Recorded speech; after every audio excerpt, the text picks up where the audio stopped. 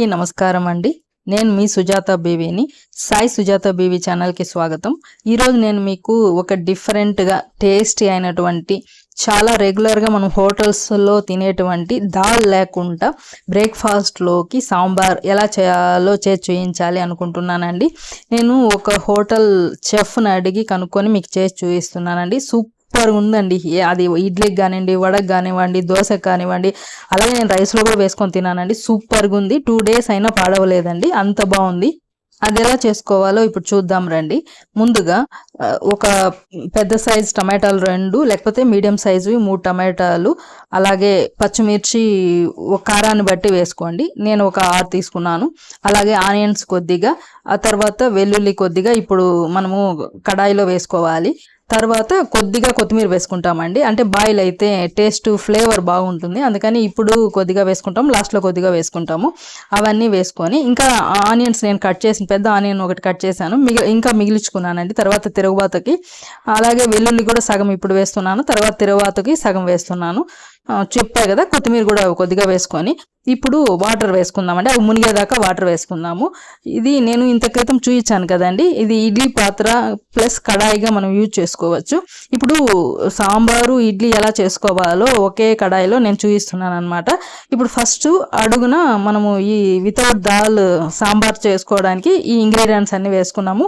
ఒక 2 గ్లాసులు వాటర్ వేసుకుందామండి, ఎందుకంటే ఇమిరిపోకూడదు ఇడ్లీలు అయ్యేంత వరకు. ఇప్పుడు ఇందులో రుచికి సరిపడా సాల్ట్, ఒక 1/2 స్పూన్ పసుపు, 1/2 స్పూన్ కారం, 1 స్పూన్ ధనియాల పొడి వేసుకొని అవన్నీ కలిపేసుకొని ఇప్పుడు ఇడ్లీ ప్లేట్లో ఆ పిండి వేసుకొని అందులో సెట్ చేసుకోవాలి. నేను ఒక ప్లేటే పెడుతున్నానండి, మనము 2 ప్లేట్లు కూడా అందులో పెట్టుకోవచ్చు. 2 ప్లేట్లకి ఉంది. 10 minutes హై ఫ్లేమ్లో పెట్టుకొని ఉడకనిద్దామండి. ఇడ్లీలు రెడీ అయిపోతాయి, అలాగే సాంబార్ కావాల్సినటువంటి టమాటా మిగిలినవన్నీ కూడా ఉడికిపోతాయండి. తర్వాత ఇప్పుడు మనము ఆ వాటర్ అన్నీ తీసేసి వాటిని బాగా స్మాషర్తో కానీ పప్పుకెత్తుతో కానీ ఎనుపుకొని, లేకపోతే మిక్సీలో వేసుకొని తిరగబాత పెట్టుకోవడమేనండి. ఇప్పుడు నేను మిక్సీకి వేసాను, బాగా నున్నగా వస్తుందని, మీరు కూడా మిక్సీకే వేసుకోండి.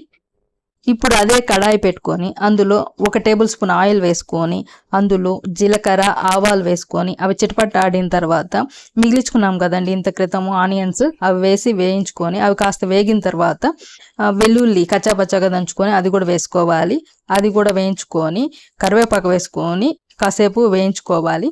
తర్వాత ఇందాక టమాటోల్లోని నీరు వంపుకున్నాం కదా, ఆ వాటర్ని అందులో వేసేసి ఉడకనిద్దాము. ఇప్పుడు టమాటాలన్నీ మిక్సీ పట్టుకుందామని చెప్పాను కదండి, అది ఆ మిక్సీ పెట్టిన గుజ్జును కూడా అందులో వేసేసి బాగా కలయిదిప్పుదాము.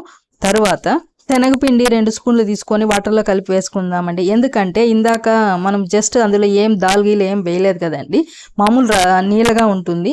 అది కొంచెం చిక్కదనం కోసము మనము కన్సిస్టెన్సీ చూసుకొని వేసుకోవాలి. ఇప్పుడు నేను కొద్దిగా చేస్తున్నా కాబట్టి 2 స్పూన్లు వేసి వాటర్లో కలిపి అందులో వేస్తున్నానండి. ఇది ఆలోపు ఉడుకుతూ ఉంటుంది. ఇప్పుడు మనము ఆ మిక్సర్ని అందులో వేసేసాం కదా, శనగపిండి వాటర్తో కలిపింది, అది కాసేపు అట్లా కలయి తిప్పితే కాస్త చిక్కగా, అంటే మనకు సాంబార్ ఏ కన్సిస్టెన్సీలో ఉంటుందో అంత చిక్కగా వస్తుంది. ఇప్పుడు ఉడుకుతూ ఉన్నప్పుడు 1 స్పూన్ సాంబార్ పొడి వేసుకోవాలండి. నేను MTR సాంబార్ పొడి వాడతాను మామూలుగా, 1 స్పూన్ వేసుకున్నాను. తర్వాత ఇప్పుడే టేస్ట్ చూసుకోవాలండి, ఉప్పు కారాలన్నీ సరిపోయా లేదో. నాకైతే ఉప్పు కొంచెం తక్కువ అనిపించింది, ఒక 1/2 స్పూన్ ఉప్పు కూడా ఇందులో వేసుకుంటున్నాను. రేపు అలాగే తెల్లనిద్దామండి. అది నీళ్ళగా ఉండదు, అలాగని మరీ చిక్కగా కూడా ఉండకూడదండి. మన సాంబార్ ఎలా ఉంటే అలా ఉండాలి. సూపర్గా ఉంటుందండి. ఎటువంటి బ్రేక్ఫాస్ట్కైనా, పొంగల, ఇడ్లీయా, వడ, లేకపోతే దోశ, ఎందులోకైనా సూపర్గా ఉంటుంది. రైస్లో కూడా నేను వేసుకొని తిన్నానండి, సూపర్గా ఉంటుంది. 2 రోజులైనా బాయిల్ చేసి పెట్టుకుంటే నిలవ ఉంటుందండి. ఫైనల్గా కొత్తిమీర చల్లుకొని దించేసుకుంటే ఎంతో టేస్టీ అయిన బ్రేక్ఫాస్ట్ సాంబార్ వితౌట్ దాల్తో చేసుకున్నది సూపర్గా ఉంటుంది. మీరు ఈ వీడియో కనుక చూడకపోతే టేస్ట్ని మిస్ అయినట్టేనండి. ఖచ్చితంగా చూసి చేసుకొని తిని ఆస్వాదిస్తారని ఆశిస్తున్నాను. ఈ వీడియో కనుక మీకు నచ్చినట్లయితే లైక్ చేయండి, షేర్ చేయండి, సబ్స్క్రైబ్ చేసుకోండి. Thank you so much. Me Sujatha baby.